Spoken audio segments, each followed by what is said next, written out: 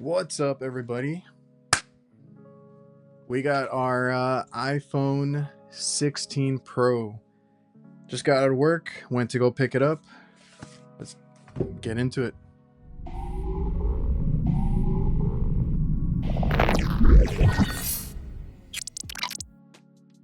And you know what's funny? I ordered the Apple Watch 5 days before because it was on pre-order day for the Apple Watch.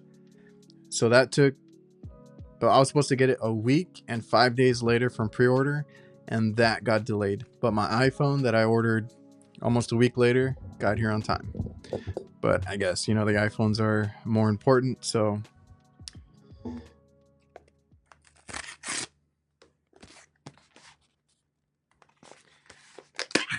there we go. Beautiful new phone.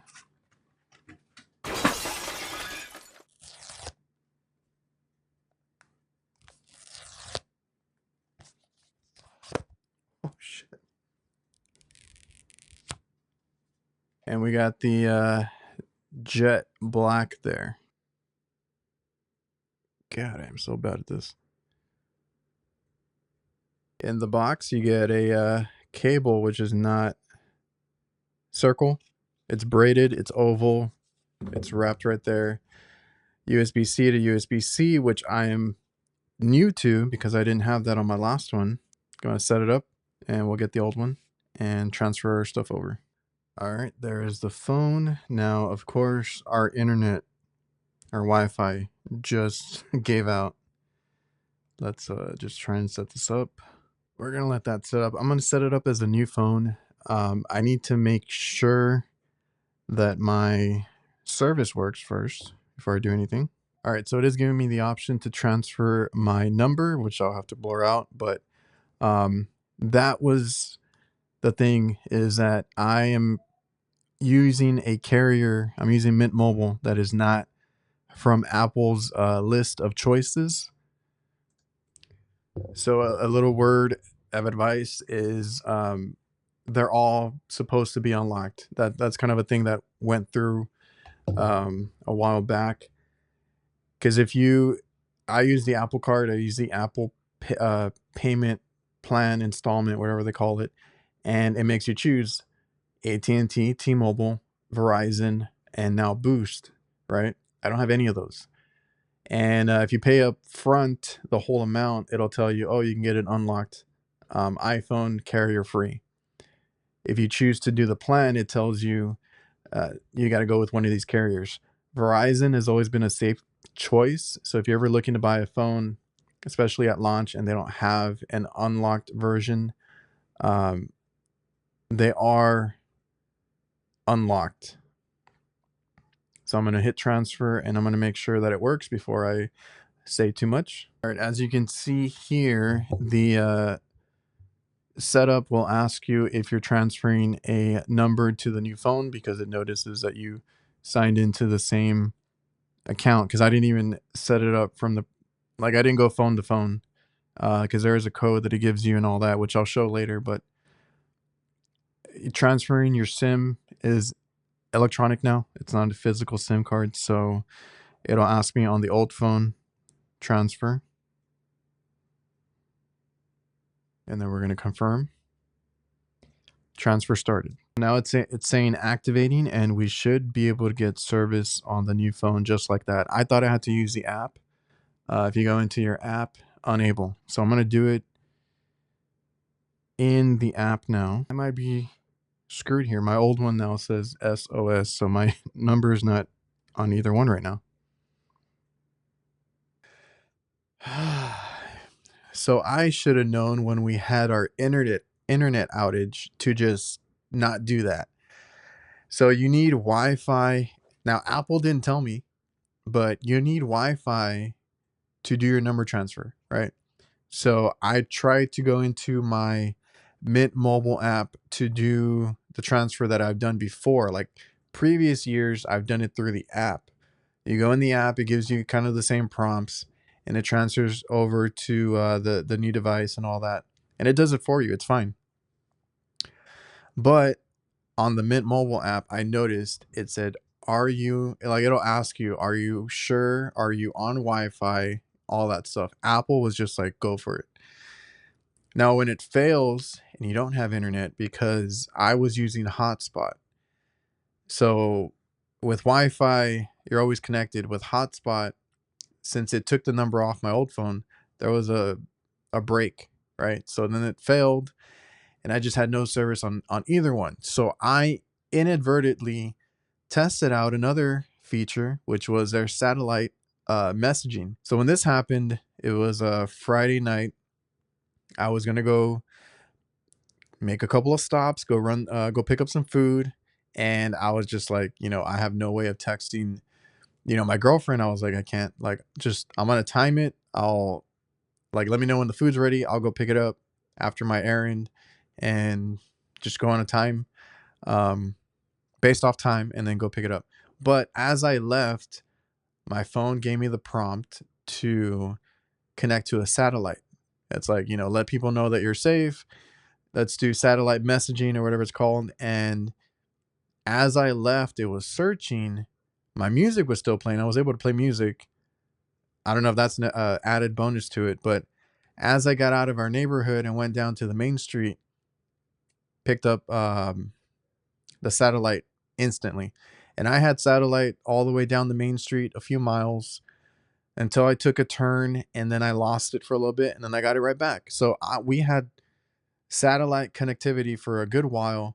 I was able to message her to kind of test it, and then to just, I'm, like I said, I was just picking up things, so it wasn't a big deal, but like I got to test it.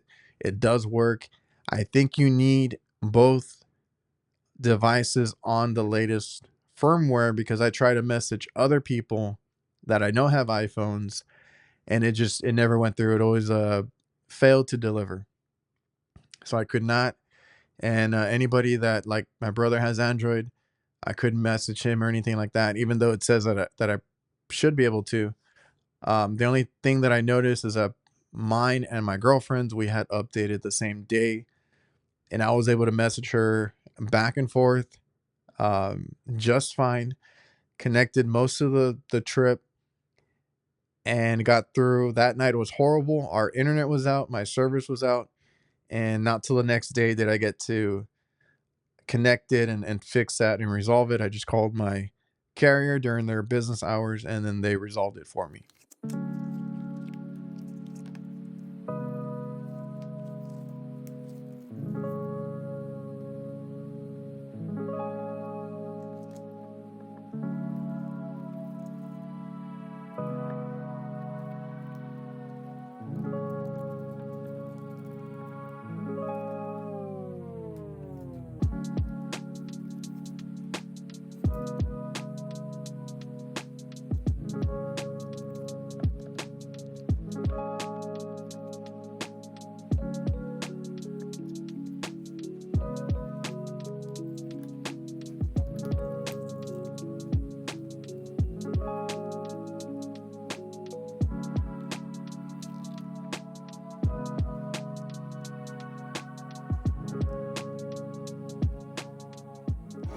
So this is one of the noisiest environments, right? So I don't know if it's going to be able to clean that up. I am talking into the speaker here, and I'm going over that.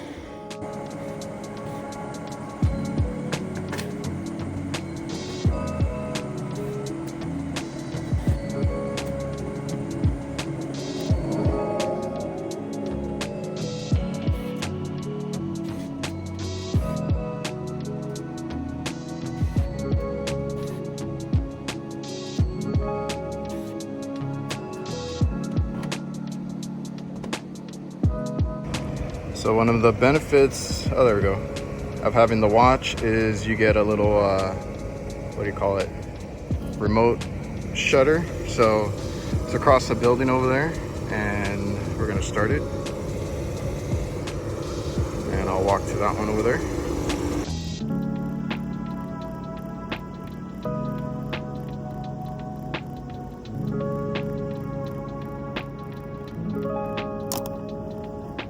What's going on, guys? So This will be a good test. I'm talking like I usually talk on a rooftop. It's noisy. There's ACs. There's an AC right behind us going. That's on full blast. So how does the audio sound? Now I know you can mix the audio and kind of do some noise canceling directly on the Photos app, which I think is amazing because I do a lot of audio cleanup in the in post. So like my choice is CapCut right now. So in CapCut I can go in there and use noise reduction, or there's an option for enhanced audio, which I think is more like an AI enhancement. So I'm wondering, how does this one sound if I'm gonna edit it straight on the phone? And that kind of helps me when I'm just posting to social media, right? Instagram, TikTok. I don't want to have to go and CapCut just to clean up the audio and then export it and then upload it to social media, when I can just directly upload it through the phone if the audio sounds good. So, wow, the AC is on right now, so you shouldn't be able to hear anything, but I did a quick listen and you can actually hear me. So, well, before I turn the unit off, this is just an audio test, but like that's really great because I did get to hear it really quick. I played it back right after I recorded it, and it does already kind of enhance it, and then you have the option to remove it and go back to original audio. But I'm impressed because a lot of times I forget my mics and I have to go back to the van to get them. I have to remember to carry them on me, and if I don't, like I said, cleaning up the audio is an option, but it doesn't always sound the best. Too much processing can sound like a robotic voice, and then I choose not to even or to dial it back, or not to even use the enhancement because it sounds weird.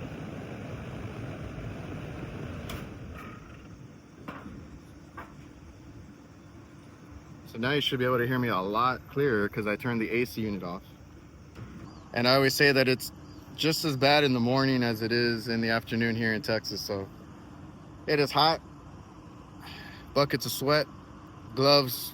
I'm also wet, so we're seeing how the touchscreen reacts. But one thing I noticed right now, you can pause your videos now in between like your clips so that you don't have to have multiple clips. It's all in one clip. You just pause recording, resume recording, but you cannot change the front to back camera or the modes or anything like that, which is a bummer. All right, so it is a shame that there's no AI to show here. Some of the cool features would have been, I can't remember if it's for both photos and video, but you can basically cut out things, right? If you're taking a photo and there's somebody walking behind you, you can tell Apple to cut it out, or Apple Intelligence to cut it out, erase it, fix your photos from stuff like that, right? So that would have been cool to show, but that's not out yet. I think it's in the beta of 18.1. So hopefully that comes out not too far in the future. One of the weird quirks, I shoot a lot in the cinematic mode just to get that blur effect. I don't think it's necessary with the cameras now because you do get a natural blur, but I'm used to shooting in cinematic. I've been trying to you can see it's loading. It's been loading for like 5 minutes already. My cinematic videos, I think my regular videos are fine unless it's like a length thing, like because this one is like 3 minutes long. They're not loading as soon as I record them, and even that day, I usually have to go back the next day to actually watch it. So that's a little glitch there. But other than that, from a blue collar perspective of the new iPhone and the features, like I said, my gloves, I showed it in the video, my gloves get wet. I'm washing units sometimes. I got maintenance, all that. And I'm trying to answer the phone or send just a quick text. I got to take pictures of the unit sometimes for the customers that I work for. And they were rumored to be working on a screen that works underwater. And people are like, oh, like, what do you need that for? Which is why some of these reviews, and I hope, to put my own spin on things, I hate when these other reviews are like, why would we need this? Why do we need that? And so on and so forth. But for me, I'm like, cool, because I did see an improvement on this phone that I have right now. Cool. I can use it in the rain. I can use it when my hands are dirty or wet. Like, that's stuff that I deal with. I work outdoors. I work on rooftops. So that's really cool to me. And just to make my point again about being, like I said, working outdoors, gloves, not being able to use a touchscreen sometimes, or it's raining, but I need a photo, I need a video, whatever it is. This little camera button is going to be, pretty clutch for me, for us out in the field.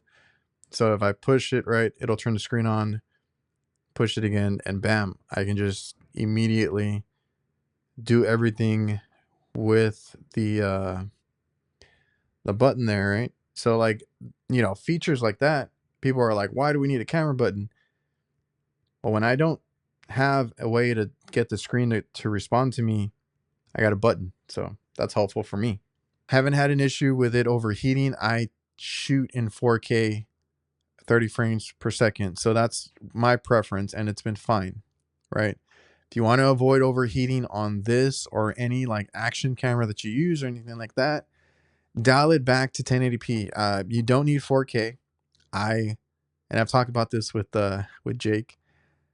I just like having the 4K option. I like having the little badge on my YouTube videos, right? That's it, and the quality is nice. I mean, that it is what it is, right? You want to take full advantage, and I throw everything onto I have external hard drives that I put everything onto. So the iCloud has helped me a lot. So if you guys are content creators, the iCloud is the easiest way if you don't want to worry about like moving stuff to a flash drive or external hard drive. I have a backlog of videos on this phone, and iCloud is taking care of it to where I'm not in a rush to offload it to a hard drive. With the van audio test, I got to try out different, like a high level of noise with their different modes. So a lot of testing on the rooftop. Like I said, this is from the point of view of a blue collar worker. I'm always sweaty. So a lot of testing on the rooftop. Like I said, this is from the point of view of a blue collar worker. I'm always sweaty. So a lot of testing on the rooftop. Like I said, this is from the point of view of a blue collar worker. I'm always sweaty. So a lot of testing on the rooftop. Like I said, this is from the point of view of a blue collar worker. I'm always sweaty. And the one that you're going to probably get the best, most natural sound out of, like just a voice in a loud environment, like being able to hear you and understand you, is cinematic audio. If you want like more dialed into your voice, more of the outside noise brought down, then you can try studio, which works fine. But like I said before, I've used these features in like a CapCut, or you might have seen it on TikTok. If you guys use TikTok, there was always a way to reduce the background noise. If it's a really bad, if it's a lot for it to process and do, it sounds robotic. That's just the way it is. All right, so I'm gonna do another quick test. I'm connected through CarPlay, and my music is still playing when I hit record. So like I said, I don't know if that's a glitch or if you're not hearing any audio now. All right, so I'm having to re-record this and get back on the highway because I recorded audio, but I think my CarPlay was interfering with it. So I have the CarPlay off. So here's audio. I'm up to 70 miles per hour. So how does it sound on a highway where I would be driving 75 miles per hour? This is the worst case scenario. I don't typically do this, but in between calls, I might be driving through the city and you're gonna get a lot of cabin noise. And this even happens in my 2023 truck, right? Like nothing is soundproof. You're gonna get a lot of road noise, cabin noise. You might hear shaking, things like that. But if this audio mix feature can help you improve your audio straight on the phone. You can just click on it. You don't have to clean it up in post. I think that's a really cool feature, and we're testing it out right now because I typically do wear a mic. And I think one of the most important things when you're recording video, and this could be for personal or for content creation, is the audio. That's the most important part. So this should have been a feature a while back, but I'm glad to see it now, and hopefully this sounds pretty good, like if I'm mic'd up. And I think it was just a music thing. If the music is playing, because normally on the older software, you open up the camera app, your music would pause, right? On this one, it doesn't. I don't know if they're going to change that, but I think that's what was causing the, when I recorded, it didn't give me the audio mix option. It just recorded a regular video. So then when I recorded, I made sure I disconnected or just didn't have music playing in the background. And then I recorded and got the option to, like I said, Cinematic Studio. There's one in frame, and then you can go back to just without any processing. And like I said, there's a few things that, as somebody that works outside, I look forward to. So like I said, not the overheating is much improved. You do have really good brightness levels. So they're saying it's 1,000 nits max brightness. You get 1,600 nits at peak HDR brightness. So if you guys shoot in HDR or watch any HDR content, it's 1,600 nits. And this is what I actually noticed. I have not had any issue looking at this outdoors. And that also has to do with the overheating. My old phone, my 14 Pro, overheated really easily. And you know what happens on the iPhone is it just dims it immediately to kind of help that. And I was never able to see anything. And even before that, going outside, trying to cover your display to get it out of the sun, trying to read it, I hated that.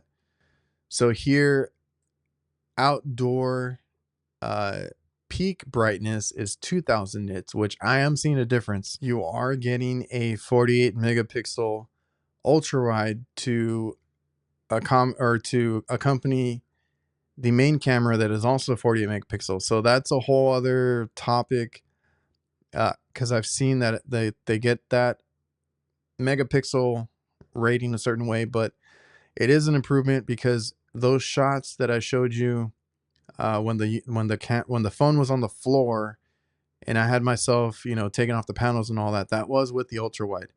And I'll say it looked pretty damn good because you typically lose a lot of quality. It gets a little dark around the edges, there's a bunch of things that I didn't use the ultra wide a whole lot for, but it was, vastly improved. So I'll keep testing it out. Like I said, a lot of the times all you need is an iPhone to start your content creation, and you can see there this case. I'll leave the link in the description if you guys want that case. It came with a screen protector, actually 2, easy to put on, no bubbles whatsoever, and I got my case. Now D brand had reached out to me, which is really cool of them. They wanted me to try out their new, or not new, but their case for the new iPhone. Hopefully I'll get that soon. I can do a video on that really quick, just kind of show it, compare it to something like this. This case is actually really nice.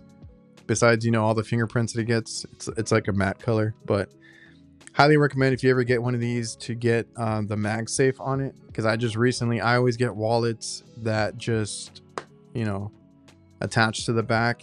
This one in particular, if you guys are interested, I'll leave it in the description as well. It acts as a kickstand, right, and holds 3 cards for me. Your little holder, like a pop socket, and I don't know if you can see that, but it does have a charging pin or pins and a power button. So I got tired of losing my wallet. This has FindMy built into it, so I can actually see if I left it behind somewhere. I can have it give me alerts, or I can just leave it on the phone itself, but I tend to take it off. But yeah, link in the description for anything that you see, all the gear that I use. I appreciate you guys for tuning in, and we're just getting into it. I got the phone, I also got the watch. I got some new cameras in. We're going to be testing things, trying out things, and I'm going to just give you my what I use, how I use them. So if you're interested in that, especially if you're outdoors a lot or do any of the work that I do or in the trades, I do HVAC. If you guys do anything in particular and you want to do some content creation, ask me questions, comment, make sure you're subscribed, all that good stuff. I'll see you guys.